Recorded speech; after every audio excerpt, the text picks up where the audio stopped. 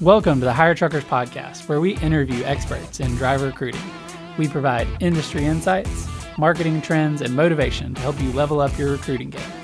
Welcome to the Hire Truckers Podcast. I'm your host, Aaron Craddock, and today we have Ginger Craddock joining. She's on the Trucking Clicks and Hire Truckers team. I really appreciate you joining us today, Ginger. Thank you for having me, Aaron. I'm looking forward to our conversation. And for a little context, Ginger is also my mom. A lot of people noticed the last name. And she joined our team kind of unexpectedly, like 4 years ago. She kept asking, hey, how can I help? And just kept on handing over different tasks. And one thing I've known, just having her as a parent over the years, is that anything she does with excellence. And so any role we put her in, from client success to more an account executive role, to admin stuff early on, she's just done an incredible job. And so she's not just on the team because she's family. She's on the team because she does things with excellence and then embodies some of our core values, like the growth mindset, the giving spirit, and things like that. So anyway, thank you so much for joining today. And I'm excited. We haven't done any shows like this so far. This is kind of the first one where I'm interviewing someone on the team, and then in a few months, we'll have someone on the team interview me. And our goal today is still as it is any other time. Like, how do we add as much value to fleet executives, owners of fleets, directors of recruiting, managers of recruiting, recruiters?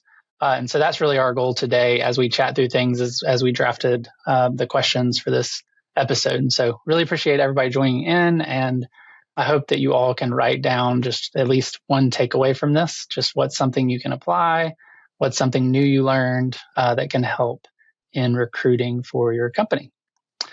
The first thing I'll ask, Ginger, is when did you join Craddock Holdings and Trucking Clicks? And just walk through like how you got involved. Sure. Thank you. Thank you for asking, Aaron. So I ran my own education business for 14 years. And Aaron, I remember the first day, we always thought you would be an entrepreneur because you talked about it from a young age. And so when you finally stepped out and began Craddock Holdings, I was so excited for you to just begin to see your vision come to life. And I know as a business owner how courageous that first step is, and how my safety network as I stepped out and started my business 14 years ago was really key to my success. One of my most important intents with you was to be that support and encouragement that I felt like as a business owner that sometimes I didn't have. And so genuinely, like you said in the opening, Aaron, I would come to you and I'll go, what can I do to help? What do you need? How can I encourage you? Mm-hmm. I thought jumping into the business was going to be a lot easier than it has been. And, we've experienced a lot of growth.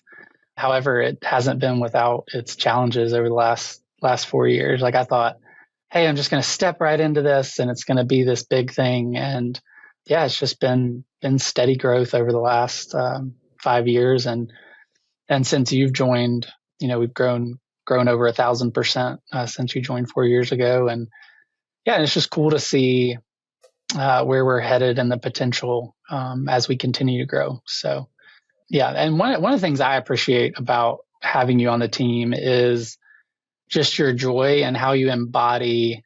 Just one of the things you say is like, find joy in the journey. And you just encourage people. And I think sometimes people think like, is this even genuine? And I know that it is genuine. And so with one of our core values being like the go-giver mindset, I think that find joy in the journey that you've had really, really jives with that. And just our clients feel it and our different partners. And so what is find joy in the journey? And where does that kind of stem from?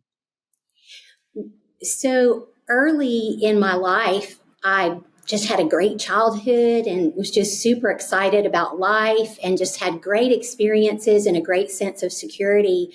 And in my early teens, I was hit with a set of circumstances that rocked my world. Involved some health challenges with my dad having multiple sclerosis and realizing that I was going to lose my dad at a young age. And he by far is the most influential person in my life, just as a young woman and even as an adult woman. And that rocked my world in ways that I couldn't explain. And then some other hardships unfolded after that. And I was trying to form my world view as a young teenager, as a young 20-something. And I realized life was smacking me down, and it was a lot harder than I ever imagined. And so as I began to mature, it's like, how am I going to find a way through when I feel like I want to curl up on the ground and just quit? And we're beginning to talk about mental health in this day and time, which was not talked about a lot when I was younger. And I remember I was actually pregnant with you. So I was 24. I was really young. You were my second child. And I remember thinking, I know this was after my brother was killed in a car wreck. So that sequence with my dad and my brother. And I was like, I know why people commit suicide. Was just a thought that went through my head.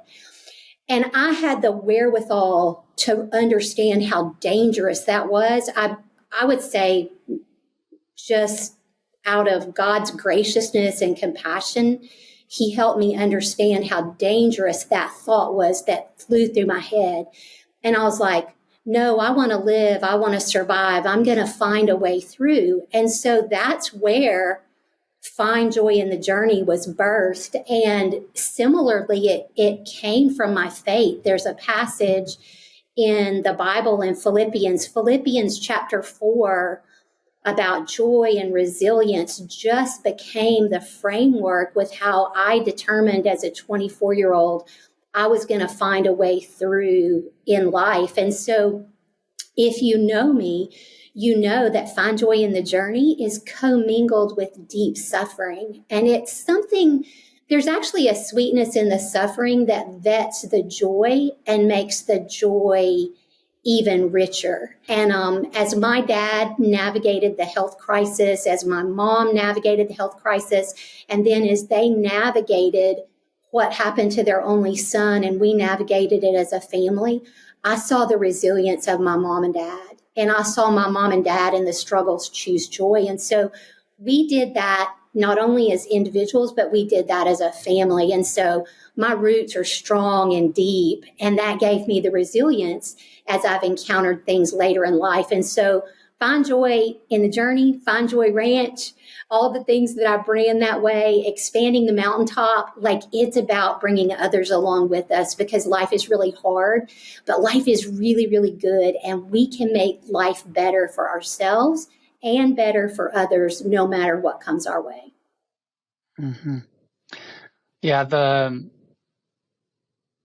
thing that I've learned just through your brand, like Find Joy in the Journey, and is, yeah, just that the joy doesn't come without the hard things, and all the hard things in our life, like help us experience that joy and like treasure the moment. And I even think too, like this morning I had an opportunity to go on a hike with my oldest son, and yeah, and he's 4 right now. And yeah, just seeing the joy that he finds in hitting trees with sticks and throwing rocks down the hill. And, the little, like I was feeling like, hey, this isn't a big enough adventure because we're going on the trail right by our house, because we do little adventures every week.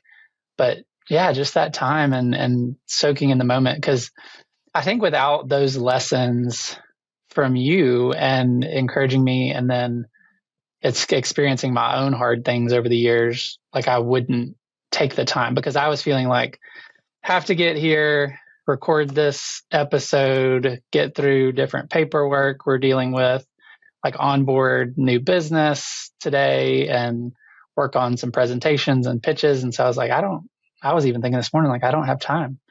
I'm like, I can take 30 minutes and find joy in the journey. And then also, I was praying on the way over here just that I'll enjoy the podcast and just have fun. because work, doesn't have to be drudgery. Like everything we do, there can be joy in it, like even the hard things. And so, yeah, I just really appreciate that. And it just fits really well with the Craddock Holdings and Trucking Clicks just core values of just serving others and having that go-giver mindset. Like how do we serve our peers in the industry, our competitors? Like how do we encourage others, like regardless of whether or not they can do business with us?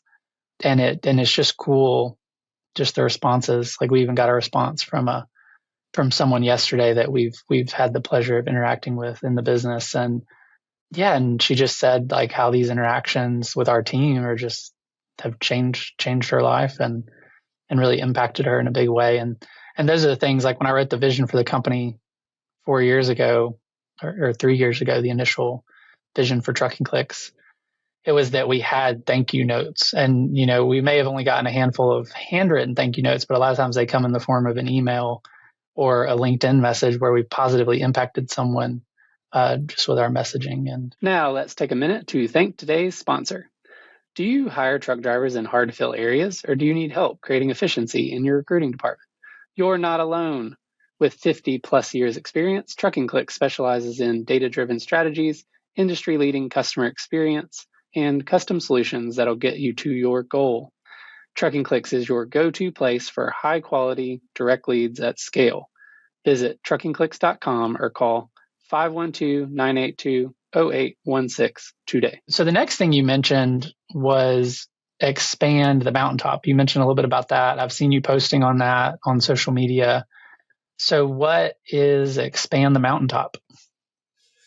So it's the next iteration of Find Joy in the Journey. So it's not only about finding a way forward individually, but also how can we bring as many people along as possible with us? And there is that childhood game where back in the day, it was the kid that could get to the top of the mountain and stay there was the winner. It was kind of like king of the hill, king of the mountain. And then you would try to knock off whoever was at the top of the hill. Well, my philosophy and my perspective is the world is so much bigger than we imagine, and every voice matters and every person has significant value. Please don't curl up on the floor and quit because it's hard, because we need your voice, we need your talent, we need your expertise, we need you authentically you. And so when I think of climbing the mountain, I think about the people when I was in those early stages that reached a hand back to me. And actually, in every point of life, every point of your career, there are people, if you're looking for who's ahead of you, they'll reach a hand back and they'll help you climb. And then there are those who are climbing with you along the way. And this can be in business, this can be in marriage, this can be in family and parenting, it can be in the community, doing things in the world. And so there are those that are climbing right alongside of us at the same time. We're encouraging them, they're encouraging us. And then what a privilege, no matter where you are in your climb or your growth, there's always somebody a step or two behind you that you can reach back and help them climb. Well, this concept of climbing with those that are ahead of us, those that are with us, and those that are behind us is for all of us to reach the top of the mountain. And as we reach the top of the mountain actually expands to make more room for more people. And so I find that to be true about joy. I find that to be true about leadership and development. And the more people we can bring along with us and be a part of that, the more joy we have and the more growth and expansion that we have. So I really believe the top of the mountain grows to accommodate those that we're making the journey with. Mm-hmm. So specifically thinking just of our audience of people in the industry and fleet executives and director of recruiting, like what is some tactical way they can find joy in the journey on a daily basis?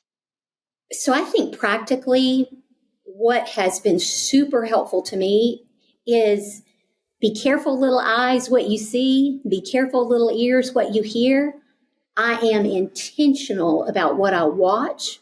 I am intentional about what I listen to. It has taken me more effort to be aware of what I'm feeling internally.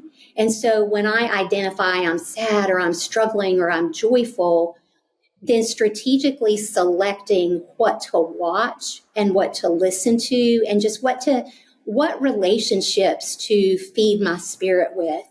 That's the most helpful thing that I could say to anyone in leadership, anyone in recruiting, any executives. It is the intention with the information that we digest. Mm-hmm. Yeah, I really like that. So the practical application is just being really intentional about what you consume. It's kind of ironic because I'm in marketing and advertising on the driver recruitment side that I don't consume a lot of social media. I don't watch much television. I mean, very little. And I try to be a producer, not a consumer. And if I do consume, when I do consume, just, which sometimes I'll fall short on, but as much as possible, like being very selective of, is this encouraging? Is this propelling me towards my goal? Are the people I'm listening to, are they ahead of me in some area I'm aspiring to grow in? So like, are they, more mature in their faith, or are they healthier, or are they, further along in business? And then how do I get around those people? And because, one thing you hear all the time is like, you're the average of the 5 people that you're around. And so you're a product of what you consume, and then you're a product of who you're around, because that's also consumption, like in hearing from them and whether or not they speak into your visions and your goals, or they say, well, you can't do that. So yeah, I really like that tactical advice. May I share another piece along that line? Uh-huh. In addition to what we consume, I have found that it's also been necessary to build in white space and quiet space. And so that intentionality is one of the most helpful things for me to process challenges, problems, for me to renew, for me to be creative. It's interesting how silence and quiet, you mentioned a walk with your son, Aaron, a hike. Every single day, we live on a ranch. Carl and I live on a ranch. Ironically, not so ironically, but you will expect it. It's Fine Joy Ranch. Every morning, I have a ranch helper, especially when I travel, but every morning I go and I muck the horse stalls, and just that practical, physical, manual labor. And there's quiet, but then there's the sounds of nature around me. So that intentionality to do some physical labor actually vets and works out any tension or strain. It helps me sort out my thoughts. It helps me renew my heart and my emotions. And so in addition to what we consume, I would say being intentional about creating quiet space and creating physical actions that are measurable. A lot of what we do as executives and as recruiters can be like the spinning wheel. Are we really getting anywhere? And so the manual labor and that physical nature of that daily task just really helps renew my spirit and my heart. So I wonder what that is for each person out there. Would it be a walk with a child? Would it be a bike ride? Would it be reading a book quietly? So find your thing that kind of renews you in that quiet space. Mm-hmm. Yeah, and I think those two recommendations fit together. So it's like, watch what you consume, therefore you can cut out some consumption. Just where am I mindlessly consuming content that may not be constructive for me, whether that's TV, whether that's social media. And then when you cut that out, because you have to fill the time with something, like planning ahead of time, okay, I'm going to cut out an hour of this, and then I'm going to plan in quiet time or gym time or a hike or extra time with family. Because, yeah, I have to have that as well. And so we have a rest day every week And so we typically take Saturdays as a family, and we try not to go anywhere or do anything, and just, yeah, spend time as a family, spend quiet time individually. Like even our 4-year-old will go in his room for 2 hours and spend quiet time and just have that headspace to think and reflect. And I remember when I first started that, because we reinstituted that maybe 6 months ago, and I felt like I was supposed to be doing stuff. I was like, what I need to be doing this. I need to be doing this. I need to be doing this. Just because I'm, naturally can get in a pattern of where I'm wired from just task to task to task, meeting to meeting. And so I think, yeah, marrying those two things together that you just mentioned, of specifically the cutting out, like what can you cut out, and then what can you add in? And then that enables, finding more of that joy. So specifically, what have you been growing in? Because growth mindset is one of the things we talk about in this podcast and encourage others in. And what's an area you've been growing in the last year? What's something you're learning? Part of the demands in the role that I've stepped into have been outside of my comfort zone. And some personal development things for me have been that I speak with more directness, that I'm more clear and concise in my communication. Because I've spent most of my life with that warm, friendly, deep South banter that I love, that's part of who I am. In business, sometimes that can be misread, that I'm maybe unsure or not confident. And so it's been interesting. The perception has been sometimes, some feedback that I've gotten is that maybe I'm passive or I lack confidence. And so that is not something that I would self-identify, that I would lack confidence or not be clear on where I'm going. And so just getting kind of a 360-degree perspective from those around me, because the person that I look at in the mirror every day is the person that requires the most work. That's also the person that I'm most blind to. So it takes the input of those around me to help me continue to grow in the substantive ways that I want to grow. And so out of that 360-degree feedback, it came that insight, which I didn't see that for myself, that it was being interpreted that way. And so to be more clear, concise, and direct in my communication, and not give people an out, well, if you want to, because that it just wasn't translating right in business. So continuing on that growth mindset trajectory and on those, around those concepts, one of the things I've heard you talk about, like a story you told me when we were doing the pre-call planning, was around like putting your face in the water. And so, yeah, explain that, because I think that kind of touches on adversity that we face in the transportation industry. So what is putting your face in the water? So thank you for that question. So vision and adversity and turmoil in the market all go together. And the face in the water story is I had a vision and an aspiration to do a sprint triathlon. So started out with the running, almost quit, but kept going. It was who you surround yourself with keeps you going. And so I kept going. I got the run down. I got the cycling down. But my coach noticed that when we were training in the water, little fact, I didn't learn to swim properly as a kid.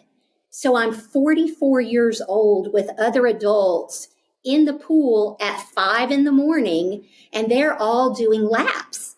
And the coach realizes after several sessions that I'm struggling to put my face in the water, and I'm spurting and sputtering. And he said, hey, Ginger, why don't you come over here in the deep end, in the shallow end, and get on your knees and just practice putting your face in the water until you get comfortable. Now, the amount of courage that took and the amount of humility that took is, I so had a vision that I wanted to do a sprint triathlon.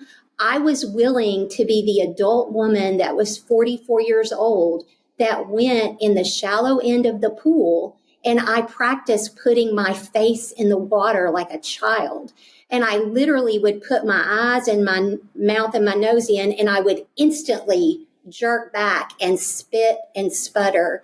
And it took longer than you would expect for me to be able to relax and actually keep my face in the water and not spit and sputter. And can I tell you, I've completed a handful of sprint triathlons, and my swim is still ugly. I have a buddy that always swims with me. I know I'm not going to drown. Like, I've never been afraid of drowning. I know I'm not going to drown, but I just don't put my face in the water really well, but I do much better than I used to. And so it's that incremental progress. And so what learning to put my face in the water taught me is that if you have a clear vision and you're committed to it, you will do whatever it takes to do the sprint triathlon, to climb the mountain. And all of that was done with these principles of, I had to first look in the mirror